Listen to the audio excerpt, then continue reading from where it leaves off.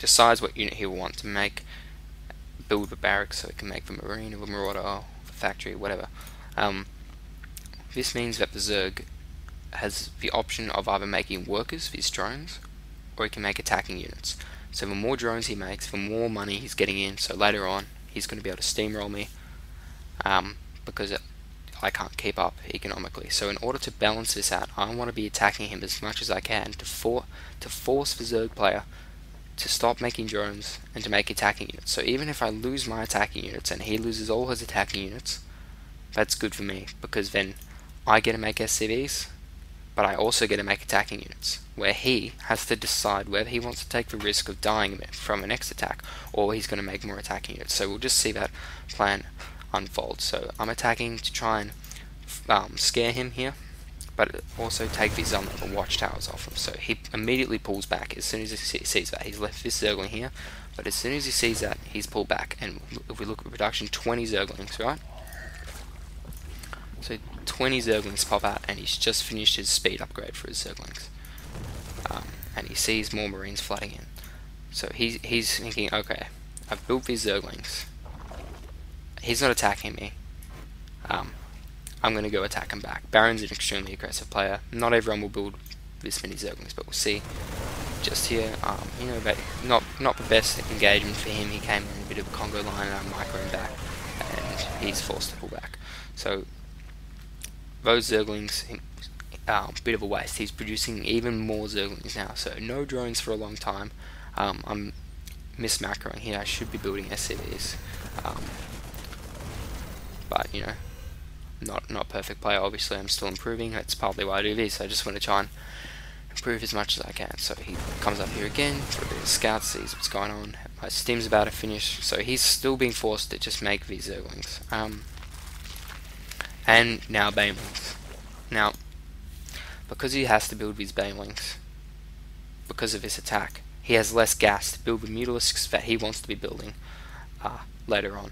So this attack is again good, not only because it kills his shit, but it stops him making drones now, and it stops him making Mutalisks later, and I know that, so I want to keep attacking him. So we'll just see how this goes. In they come, because everyone wants to see fights. And I'm just gonna do a bit of dancing and pull back, maybe. I don't know. I can't remember what I do. But right now, I have map control with my units parked here. He doesn't have map control. When a Zerg has map control, they're free to make drones, right? So you want to stop them from making drones. So how do you do that? You attack, you get map control, and they're forced.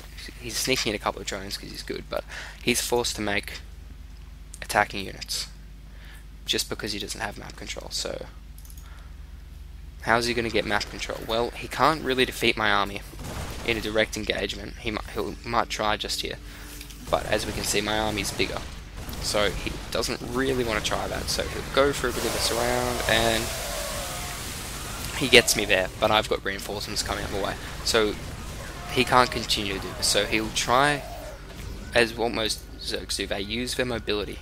So he runs up here, runs around, and this forces me back. You see how that happened? Watch the minimap just here. Alright, my units are down here. Watch the minimap. See the blue units, they run up the side, and I know this is coming, so I run up the side too. And right, do you see that movement? From here to here. Because of his mobility, he's got map control. So hopefully, he'll be producing drones and the Mutalisks. He's getting the upgrades, the economic things that he can only really do when he's forcing my units back. You see, even pulling off those units there. See, drone coming out. Hopefully, with more drones coming out, and he's going to follow this up with Mutalisks. So we'll just watch where those Mutalisks come out. Where are they? Sending Marine. I want to stop his vision. I want to be able to see where the Mutalisks are coming in, so I won't be starless. But yeah, bit of miscontrol there. So these Mutalisks, as I said, are going to give him what I like to call indirect map control. Down front here, I direct map control because he physically can't walk out of his base. But this is an example of indirect map control. You see that? Right, this Mutalisk's threatening me. So if I come, pulls back, and I have to stim all my units to run them back. So by moving his Mutalisk here, it's pulled my army back up here. So this is giving him indirect map control because he's not fighting me. He's not engaging my army. He's just poking around, picking off a couple of SCVs, running away. So what's he going to do with his map control? Well, he's going to take more bases. He's going to drone up. He's going to get upgrades. So this is again the importance of map control. I can't really afford to move too far away from my base in case Mutalisks come in. Also, I'm forced to throw up with his turrets, cost me money, slowing me down even more. So Mutalisks come in again, and I should be pulling my units back. Yeah, here we go. So the units come back. I'm trying to combat this by getting in a drop of my own down here. But since he has extremely mobile force, he can deal with that, so I pick him up, run away again. And now, another drop down here to try and deal with that. So he's triple expanding. He just took 3 expansions, even though this one got taken out. He's still got 2 expansions because of these Mutalisks here. Keep flying around and giving him indirect map control. I've managed by pure muscle, I'm starting to get a couple of tanks out, to establish his base in the middle. And also, I've been jostling for map control as well. There's been a lot of back and forth. I'm trying to drop here, I'm trying to drop here, and that's pulling his Mutalisks away from here, this area, and here, this area, where I don't want them. So that's another way to deal with a harassing player. You want to, well, first you force the turtle. Like, if you have to sit back, but then once you start feeling a bit more confident, you want to push out and threaten him, because that means that his Mutalisks had to fly over here, to deal with this drop. They had to fly over here to deal with this drop, and these drops, aside from trying to do damage to his drone line in here and kill off his hatchery and such, they're pulling him away. You see the mini map here? They're pulling him away to here and away to here, which is the furthest point he can be away from where I want to be, which is where I'm expanding. That's the same thing he's doing here with his Mutalisks, trying to poke him there and try and poke him there or wherever, taking me away from these locations, so he's free to expand. I'm going with another drop, but he's on top of it this time. But again, see here, Mutalisks are pulled back here, army pulled back here, so I moved down here to see if there was a base here, because I've got free time to do that while his Mutalisks are away. So yeah, once again, I hope that's useful. He's okay now.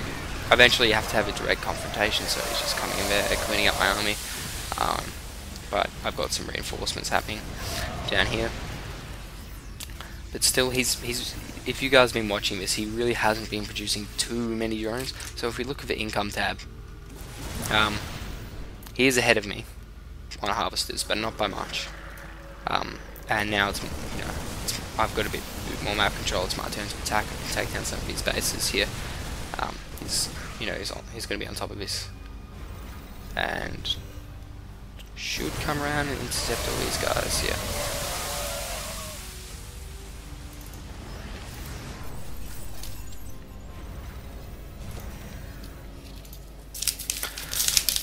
What else do we need to talk about? Yeah, that's pretty much all we can get from this game. So, I suppose I was sort of just explaining what was happening. Maybe not so much why it was good. I probably should have touched on that a bit more. Yeah. So I just hold here. We'll just watch the end of the game because it's oh so exciting. Gang to kill off creep tuners.